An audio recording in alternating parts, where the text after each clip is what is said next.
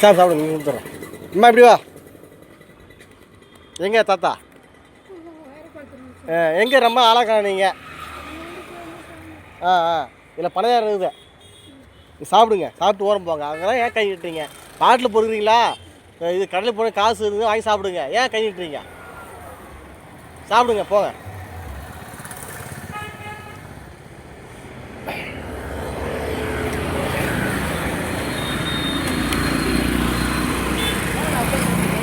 Hi guys, நான் உங்கள் சமூக சேவை புதியாமொழி. இது பணிக்கு செல்லும்போது சாலை ஓர ஒரு அம்மாவை பார்த்தேன். அந்த அம்மாவை பார்க்கும்போது கையில் சாக்கு வச்சுருந்தாங்க. சாக்கு இல்லைன்னு கேட்டால் பாட்டில் கொடுத்துருந்தாங்க.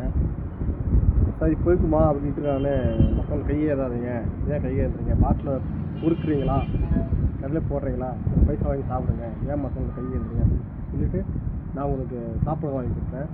அந்த போகும்போது எதுவும் கொண்டு போகிறதில்ல. அதில் இருக்கிற வரைக்கும் 4 பேருக்கு உதவி செய்வோம். கெடுதல் பண்ணாமல் உதவி செய்து கொண்டு இருப்போம். இதுதான் என்னுடைய நோக்கம். இந்த சேவை நான் எந்த எதிர்பார்ப்பும் இல்லாமல் நான் செய்து கொண்டிருக்கிறேன். இதுக்கெல்லாம் காரணம் நீங்கள் தான். நீங்கள் தானே இந்த அளவு நான் முன்னேறது. ஒரு நேரத்தில் 1K வரைக்கும் ரொம்ப கஷ்டப்பட்டேன். இன்றைக்கி பார்த்தா என்கிட்ட 19K இருக்கிறாங்க. அதாவது 19 பேர் என்னை ஃபாலோ பண்ணுறாங்க. இதுக்கெல்லாம் காரணம் நான் இப்படி தான் உங்களுக்கு நன்றி சொல்ல தெரியல. இந்த இடம் பார்த்தீங்கன்னா கள்ளக்குறிச்சி மாவட்டம் சக்கராவட்டம். சக்கராவட்டத்தில் கோட்டை மீண்டோடு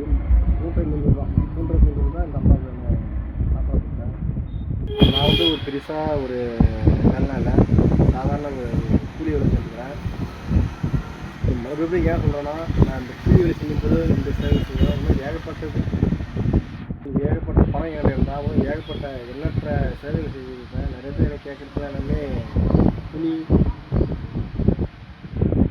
அடுத்தது செருப்பு, இதெல்லாம் கேட்குறாங்க. நான் வாங்குகிற கூலிக்கு இந்த சேவை சாப்பாடு கொடுத்தே பெரிய விஷயம். அந்த லெவலில் இருக்காங்க. ஆனால் இவங்க அந்த செருப்புலாம் சட்டெல்லாம் கேட்கும்போது எனக்கு மன வேலை வேறு இருக்குது. எனக்கு கொடுக்க முடியல. யாராவது குடிக்கிற பணம் இருந்தால் கமெண்டில் பதிவு பண்ணுங்கள். இந்த பதிவு ஏன் சொல்கிறேன்னா, நிறைய பேருக்கு பணம் இருக்கும், ஆனால் அவங்களால கொடுக்க முடியாது, சேவையெல்லாம் செய்ய முடியாது. ஏன்னா அவங்களுக்கு எண்ணற்ற வேலைகள் இருக்கும். அதுக்காக தான் இந்த பதிவு சொல்கிறேன். யாராவது உங்களுக்கு விருப்பம் இல்லை, ஏதாவது உங்களுக்கு கொடுக்க சேவை செய்கிற மாதிரி இருந்தால், இல்லை பண உதவி செய்யுங்க, கமெண்டில் பேசி பதிவு பண்ணுங்கள். அந்த பணத்தோட ஏமாற்ற போகிறதும் இல்லை. கண்டிப்பாக அந்த ஏதாவது ஒரு ஊனமுற்றவர்களுக்கு ஒரு முதியவர்களுக்கு கண்டிப்பாக செய்வேன். அதை நம்பி கொஞ்சம் ஒத்துழைப்பு கொடுங்க.